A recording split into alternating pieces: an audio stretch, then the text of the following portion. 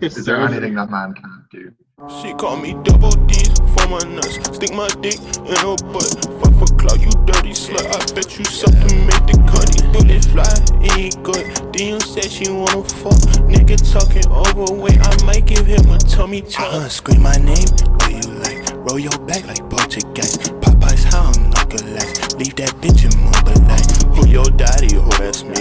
Call her baddie, give her D. Drink my kids, I eat sweet tea. KKK on Hank and brag it on her, brag it on her, brag it on her, brag it on her. She all on my legs with my second star. Tell her these niggas we jack it on her, like brag it on her, brag it on her, brag it on her, brag it on her, brag it on her, brag it on her. Shit, baby, give it to me. Money straight like Luffy. For me, just like a movie. Her mouth just straight like Goofy. I don't want the Prada. They rock the same designer. I want your whole attire. Use me to dance squad. I'm just like Logan Paul. Their bodies get them all. Welcome back. Happy Monday. Hope you're having a nice day. So yesterday I put up on my Instagram story for questions and I got a few.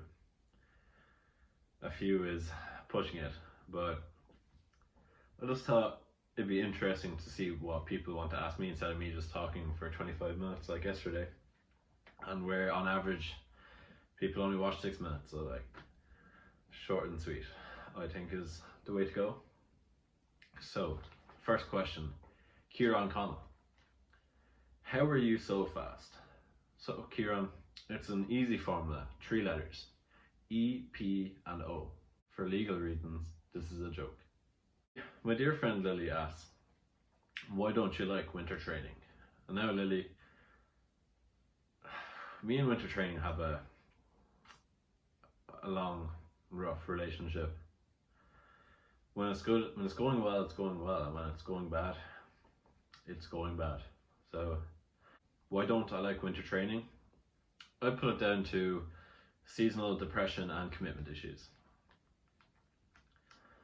The best rower, the best junior rower in the whole country, probably the world, asks, would you rather have balls for toes or toes for balls?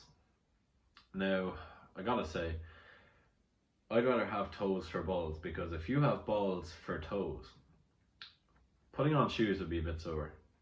I think every step you take would be agony. So I'd rather look down and see some toes in more places than one, than have a very painful walk, run, life, everything. Olin asks, what's your favorite regatta? Now, I was thinking about this one a lot when I was training earlier. I'd have to say Ghent, purely because it's so easy to tell where you are. Every 250 meters there's a different color buoy. Every 500 meters there's a banner above your head. So in terms of actually enjoying a race, I would say Ghent. But if it was domestic purely, I would have to say Neptune, because it's the first race of the season. Oren asks, how are you? I'm good, Oren, how are you? Evelina asks, pet peeves.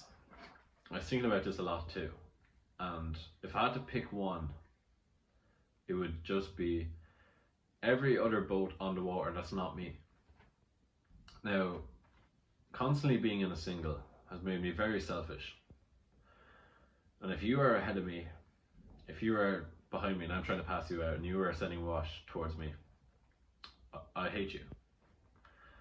And I don't just mean other rowing boats, I mean pleasure craft that are going down to boat club slower than I am rowing. So I eventually have to stop to avoid crashing into them. Or just wash, boats constantly washing me out, sculling, ruins sessions, ruins it.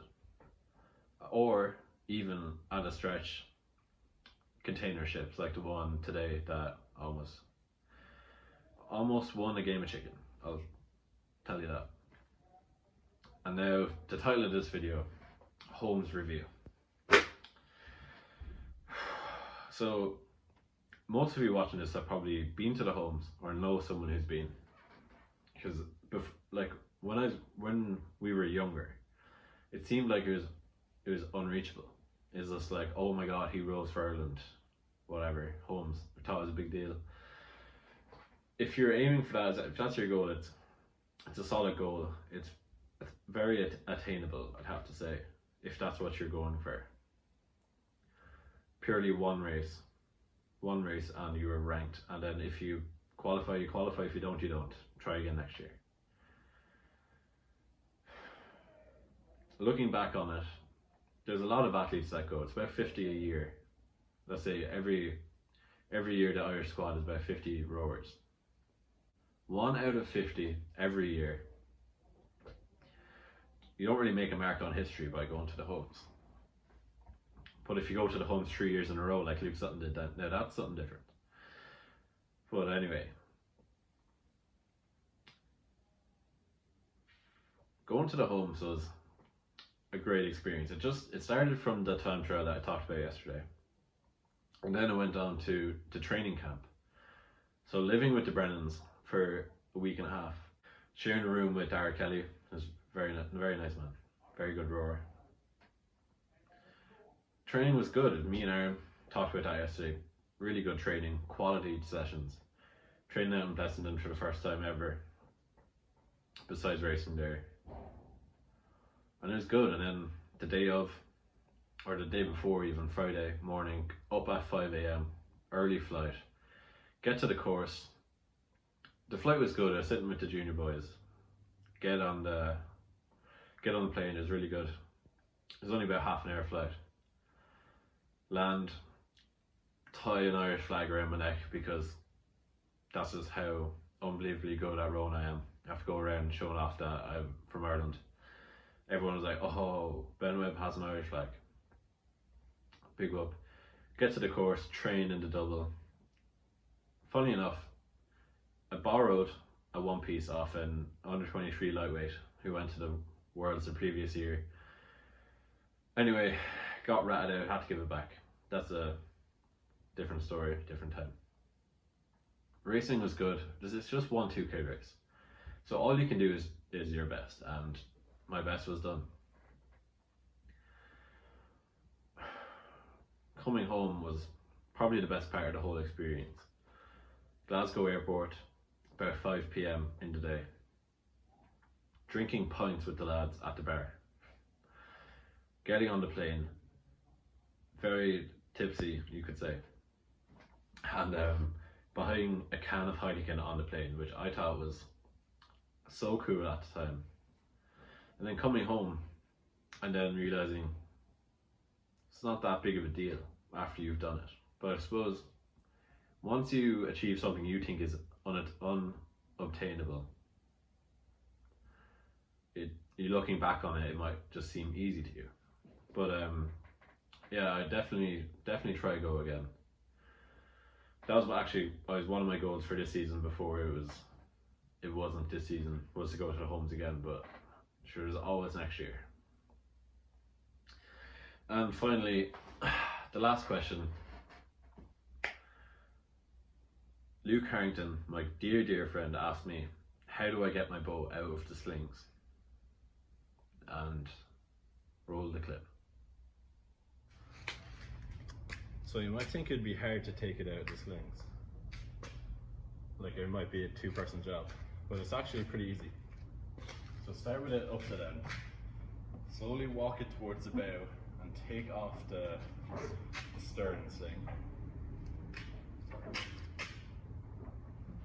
Let that go. Let it swing back to where it was. Move down to the middle of the boat. Now I'm at the middle, on my shoulder, and then gently walk it out.